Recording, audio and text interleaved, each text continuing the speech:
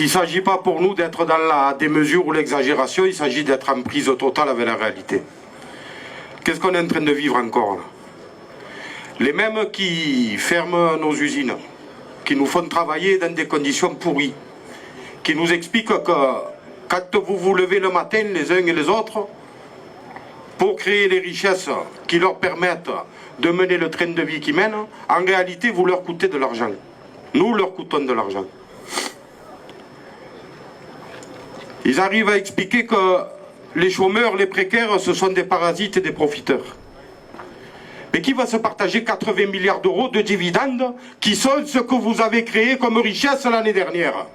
Est-ce que ce sont les chômeurs et les précaires? Est-ce que ce sont vous qui avez créé ces richesses-là? Ou la poignée de milliardaires qui se goinfrent depuis des décennies? Ce sont ceux-là, camarades, qui vont se gaver. Ce sont ceux-là. Si nous ne mettons pas le niveau, ce sont ceux-là qui vont se gaver.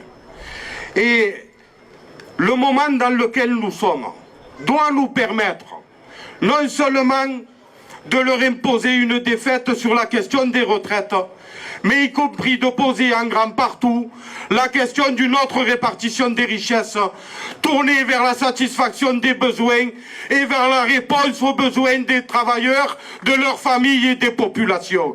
C'est le moment dans lequel nous sommes. Et la CGT, comme l'ensemble des organisations syndicales du pays, et à travers elles, l'ensemble des travailleurs et des travailleuses, est mis au défi, sont mis au défi, d'être au niveau, d'être inventif, d'être déterminé, d'être lucide sur ce qui nous revient de droit et sur ce que nous devons aller chercher. Alors camarades, oui, nous ne devons plus rien lâcher, mais non seulement on ne doit plus rien lâcher, mais on doit tout leur reprendre, camarades, parce que sans nous, ils ne sont rien. La limite, camarades, elle est là où nous la mettrons. C'est pas ni au gouvernement, ni même à l'intersyndicale de décider où nous devrons nous arrêter. Et il ne s'agit pas encore une fois là de faire de la surenchère. Quelques chiffres, hein. Je suis un grand mathématicien économiste de Jean Moulin à Port-de-Bouc. 80 milliards d'euros de dividendes, 250 milliards d'aides publiques, 100 milliards d'évasion fiscale. Vous savez combien de retraites à 2000 € par mois on peut financer avec ça? Vous savez quelle impossibilité ça donne de porter le SMIC à 2000 €? Aucune. Des millions de retraités qu'on peut sortir de la misère. Ceux-là même sur qui ils crachent.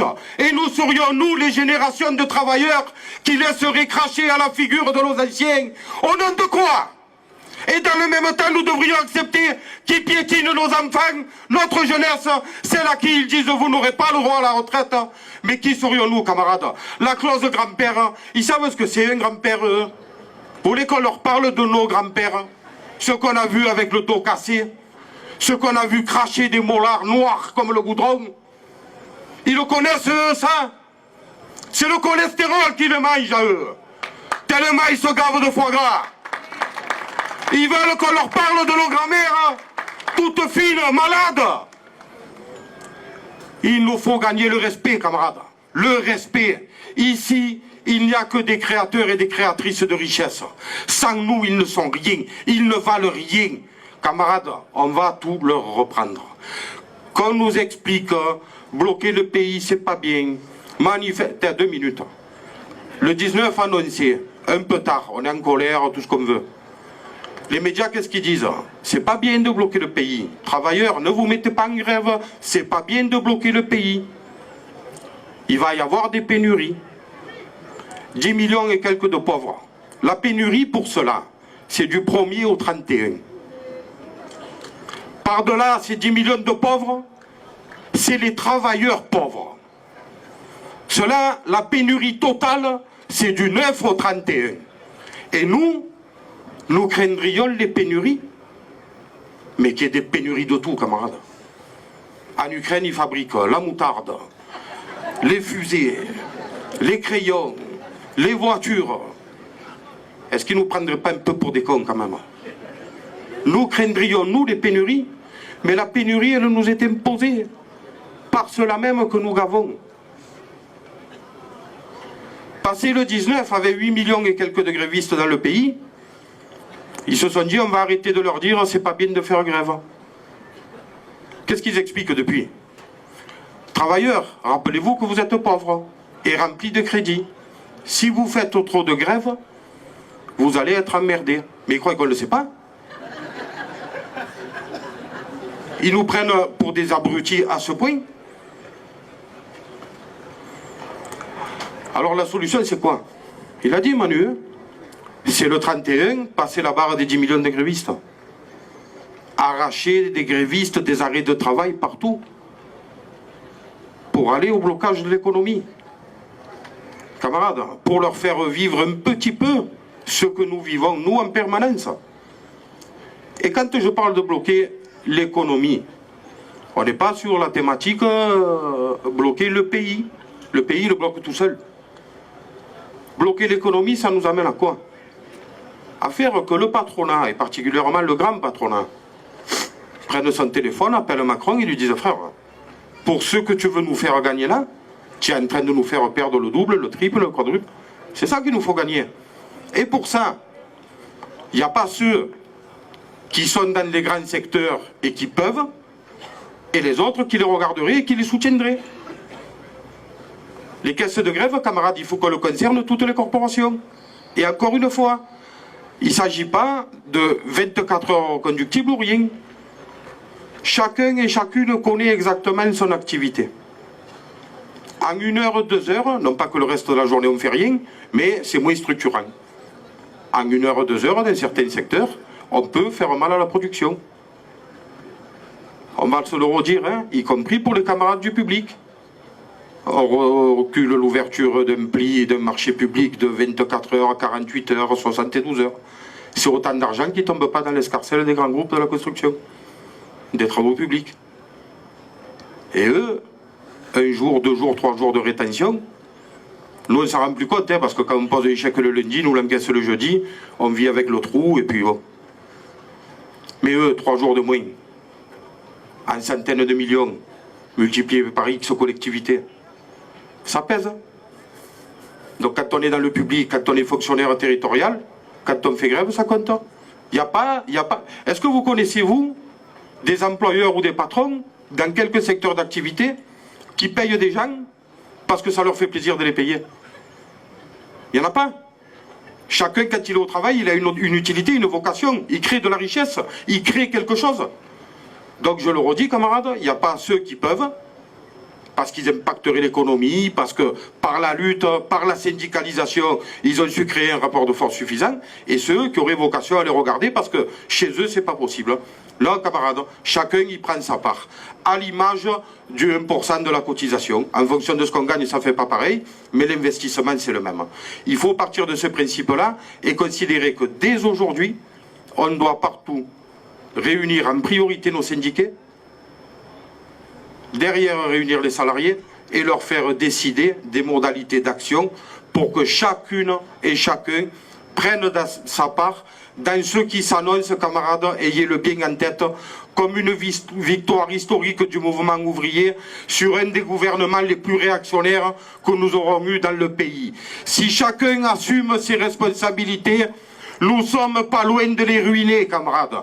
Et derrière la question de la retraite à 64 ans, il nous faut imposer partout le débat sur la retraite à 60 ans, 55 ans pour les métiers pénibles. Un SMIC à 2000 €, ça a été dit. Il ne s'agit pas que de formules, il s'agit de reprendre l'ensemble des richesses que nous créons pour répondre aux besoins des travailleurs et de leurs familles. Camarades, on n'a jamais été si près d'y arriver. Que chacun le mesure. La part prise par les uns et les autres comptera à l'arrivée. Personne n'a la solution tout seul. Par contre, tous ensemble, et c'est là où le tous ensemble prend toute sa plénitude, nous avons les moyens de les faire reculer, d'imposer le progrès social et faire en sorte que ce qui se joue depuis des décennies dans le pays, à savoir le discrédit jeté sur les organisations syndicales, sur l'action collective, sur l'investissement individuel au service de toutes et de tous, que ça soit enfin inversé et que nos organisations redeviennent de véritables organisations qui permettent l'émancipation des travailleurs et des travailleuses et qui les mènent au progrès social. Camarades, je ne vais pas dire l'heure est grave, mais franchement la partie est belle à jouer. Ceux qui se tiendront en dehors de ce combat auront à s'expliquer devant l'histoire, mais avant tout devant leurs aînés et devant leurs enfants. Nous faisons le choix d'aller jusqu'au bout. L'homme part jusqu'au boutisme, mais parce qu'il est nécessaire enfin de faire relever la tête à l'ensemble du monde du travail dans ce pays, parce que nous sommes conscients que les richesses existent, parce que nous sommes conscients que nous sommes les créateurs de richesses. Camarades, c'est plus qu'une question technique d'âge de départ à la retraite, c'est une question de choix de société. Leur capitalisme qui mène le monde à la faillite, qui mène la planète à la catastrophe, nous n'en voulons plus. Nous ne voulons plus de leur monde. Et si nous avons un choix à faire, c'est celui de la lutte, parce que c'est le seul qui nous mènera à la victoire. Alors camarades, le 31, que chacun et chacune soit là, que chacun et chacune fasse le travail pour que les indécis, ceux qui doutent, ne doutent plus et aient la certitude que c'est par l'action qu'on va y arriver. Et après le 31, camarades, nous arracherons de l'intersyndicale comme fédérale un processus qui nous donnera la visibilité nécessaire pour mettre des millions et des millions de travailleurs et de travailleuses en grève pour bloquer le système et arracher nos revendications et le progrès social. Camarades, on va les ruiner. On va les ruiner. À bientôt et rendez-vous le 31.